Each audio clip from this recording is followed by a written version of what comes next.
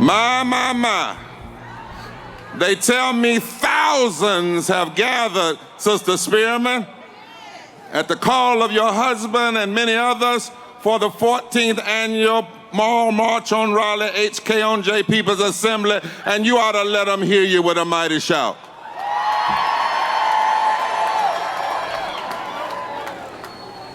I want you to know, first of all, that no one person built this movement. We all built it together. Anyone that tries to suggest that they did it by themselves has another agenda, and it's not about the people. I also today want you to know that I'm not the last speaker. We need you to stay. But I have an assignment today as we make this movement go forward. Before I say anything, you see this man standing right here? Yes, sir. His name is Dante Sharp. Yes, sir. You already heard him speak. He spent 26 years in prison for a crime and a murder he did not commit. They have let him out, but that's not enough. We need a pardon for Dante Sharp.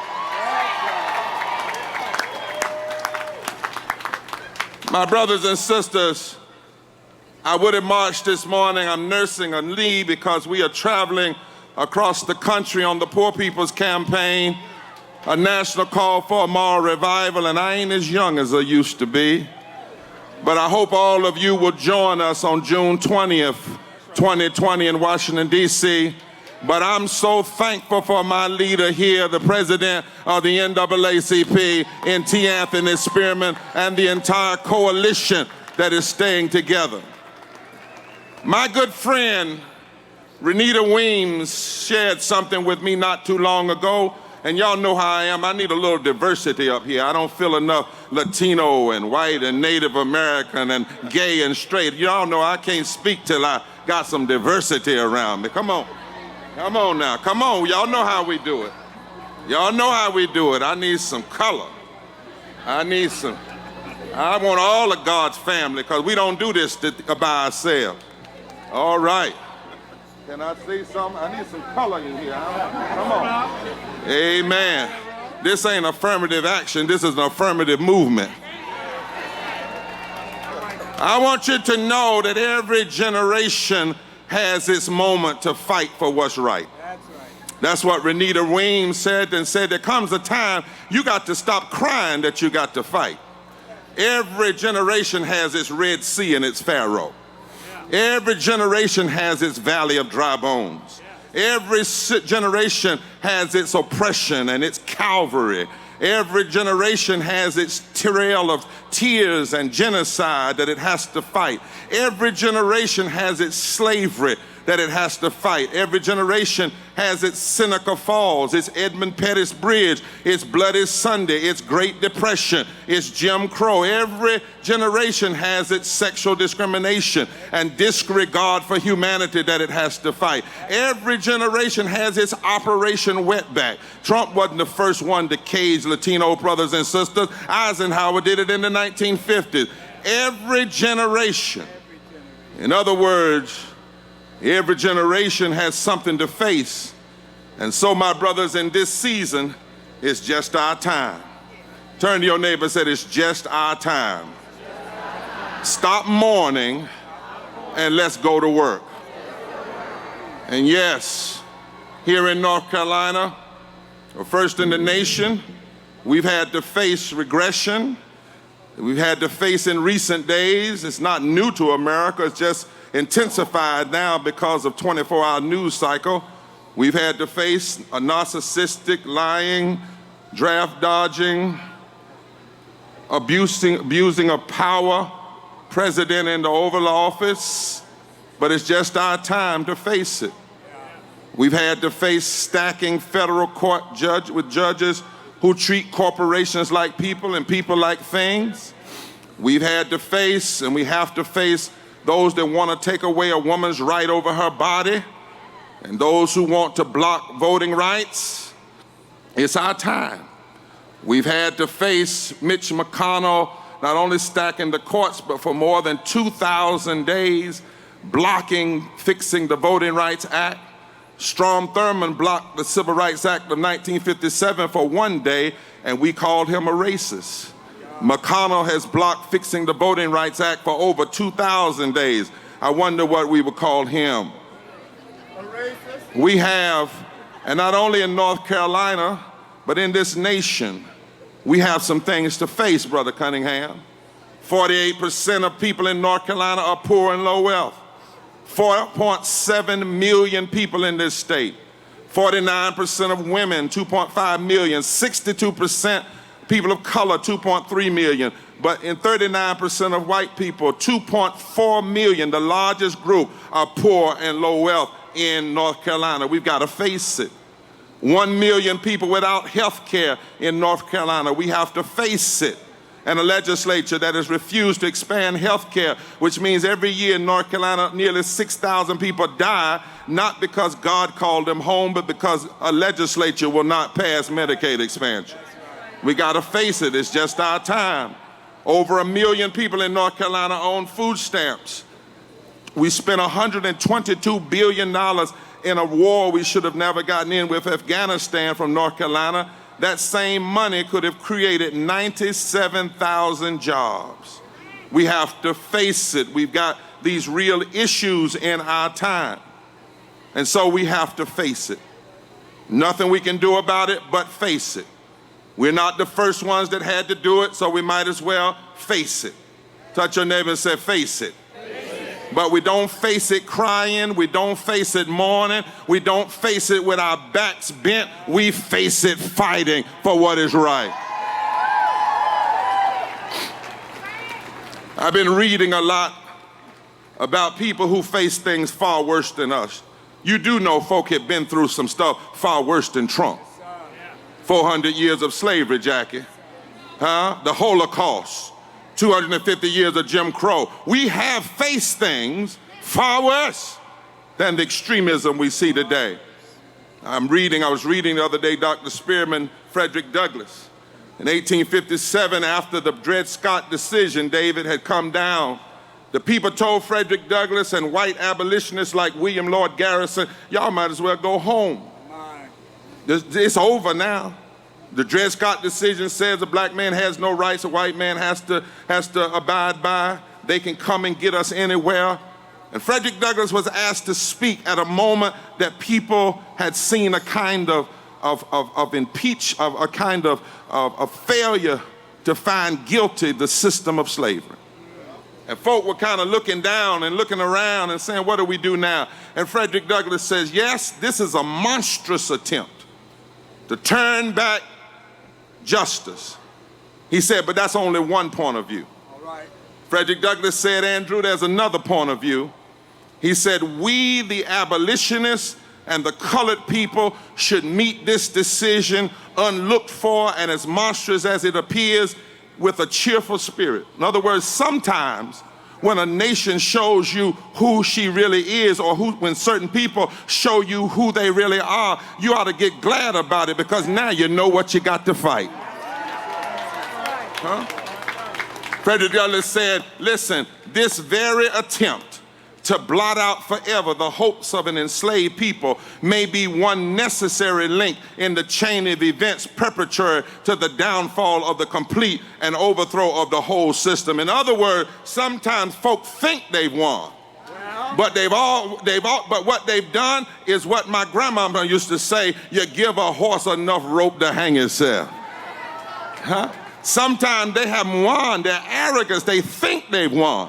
But actually they've gone too far. And Frederick Douglass said this. He said, listen, the whole history of the anti-slavery movement is studied with proof that every measure devised and executed with the view to allow and diminish the anti-slavery agitation has only served to increase, intensify, and embolden that agitation. Do you hear what I'm saying? It was a bad time. But Frederick Douglass looked at it another way, the abolitionists looked at it another way, and they said the forces of regression must fear us. And so rather than just us going backwards, maybe we ought to actualize their fear and build a movement like they've never seen before. I wish I had a witness. He said it only serves, Derek, to increase and intensify and embolden our agitation. And so I came by here today for just a moment to say, in the face of everything we see, we've got some challenges, state and national. But we've already shown we can win. They spent $6 million of our tax dollars. They had a whole, as my other grandmama called, passel of lawyers. We had Moral Monday, HKonJ, some pro bono lawyers, and a few chicken sandwiches that we sold, and we won. We won. Yeah. And now that we have won to preserve the right to vote, God knows in heaven we better vote. That's right. We better vote. Now let me tell you something, and I'm going to my seat. In 2016, 6 million people in North Carolina were registered to vote, but only 4 million voted. 2 million voters that were already registered. Touch your neighbor and say, already. Didn't even have to register. Touch another neighbor, say, already. Now look at him and say, I hope it wasn't you. I hope it wasn't you. They were already registered, right? Now watch this. 2,176,000 voters didn't vote. Trump won by 173,000 votes. There is a place at which what we see now is not Trump's fault, but it'll be our fault if we don't actualize our power.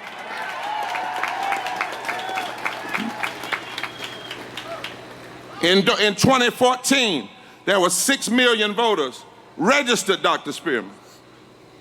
2 million people voted for the U.S. Senate race. 3 million registered voters didn't vote. And Tom Tillis won by 40,000. 40,000. I said 40,000. That's only 400 votes per county. There comes a time you got to stop saying how big Goliath is and realize how strong you are. And in 2016, 64% of registered black voters voted, but 26% didn't vote. Trump won by 173,000 votes. 553,000 African Americans who were registered to vote didn't vote. We got some power that's not yet being used. And 1 million white folk didn't vote. There comes a time that we must stop mourning and start mobilizing and go to work. This is the 150th year of the signing of the 15th Amendment. It's time for us to mobilize and go to work. This is the 55th year of the signing of the Voting Rights Act. It's time for us to mobilize and go to work. Frederick Douglass said, in the face of oppression, you must embolden and intensify your agitation. And so that's what I came by to say. I came by to say that if the extremists try to take and suppress our right to vote, they must fear our power. And if they fear our power, then let's actualize that fear. Y'all don't hear what I said. You didn't hear what I said. If they fear our power, then why don't we as white folk and black folk and brown folk and yellow folk and gay folk and straight folk and folk from the mountains and folk from the sand hills, why don't we actualize their fear? It's time to intensify and embolden our agitation at the ballot box. Every time we get bothered by another attack on health care, it's time to intensify and embolden our agitation at the ballot box. If we don't like the impeachment cover-up, then use the fact that they didn't acquit him to intensify and embolden our agitation at the ballot box. If you don't like the senators that voted not to impeach, then intensify and embolden our agitation at the ballot box. If we are against warmongering and caging women and children, then it's time for us to embolden our agitation and intensify it at the ballot box. If we want to see education fully funded, stop cussing at Trump and go somewhere and mobilize people and intensify our agitation.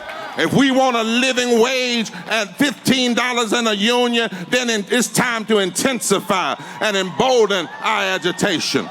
If we want our gay brothers and sisters to be treated right, it's time to intensify and embolden our agitation. I wish I had a witness here. I wish I had a witness here. If you're tired of a president that's committed to lying and racism and economic policies that cater to the wealthy and hurt the poor and takes health care and blocks living wages, then don't cuss at a tree in your backyard. Embolden and intensify your agitation and get everybody to the ballot box. Good God from Zion. I feel like preaching. In 1867, when they did not find Johnson guilty after impeachment, the people then, the radical people who believed in justice, they emboldened and they intensified their agitation and sent his butt home for a vacation. If they could do it in 1868, surely, I said surely, with all of this social media and all of these cars we have, surely we can intensify and embolden our agitation. In 1919, there was a racist in the White House named Woodrow Wilson. In 1964, there was a George Wallace in the governorship. Every generation has had its challenge and has had to face, and we just have ours now. And if we could win the right to save the vote, God knows we ought to use it since we want it. If we want it, it's time to use it. And if Tom Tillis presided over the House in North Carolina and then used those laws to help get himself elected, and while he's been in office, he has even blocked 2 black women from getting an interview to the federal court, then we ought to at least remember what he did at the ballot box. I'm just saying. And so my message, Dr. Spearman, is simply this. In this, the 55th year of the anniversary of the Voting Rights Act, we need 55,000 North Carolinians that will leave this rally today and go back home and gather and organize everybody you know and tell them it's time to get your head up. Weeping may endure for a night, but joy comes in the morning if we fight for it. 1 can chase 1,000, but 2 can put 10,000 to flight. You need to go home and tell everybody and hook up with Dr. Spearman and everybody else and tell them it's time to intensify and embolden our agitation. Well, I'm going off the stage so that somebody else can come. But if I was at my home church, I'd tell you, slap somebody a high five and tell them I'm ready to fight. I'm tired of crying. I'm tired of mourning, and I'm gonna fight with love. I'm gonna fight with truth. I'm gonna fight with marching. I'm gonna fight at the ballot box. I ain't gotta hurt nobody. I ain't gotta cuss nobody. But everybody, it's time to vote. It's time to intensify and embolden your agitation. Turn to your other neighbor and say, neighbor, agitate. Agitate. Agitate. Turn to your other neighbor and say, neighbor, since they fear us, let's make their fear real. Let's go to the ballots like never before. Do I have a mobilizer? Do I have a witness? Is there anybody in here that's gonna do what you got to do? Turn to your neighbor and say, neighbor, neighbor, neighbor, it's fighting time. It's standing time. Yeah, yeah, yeah, yeah, yeah.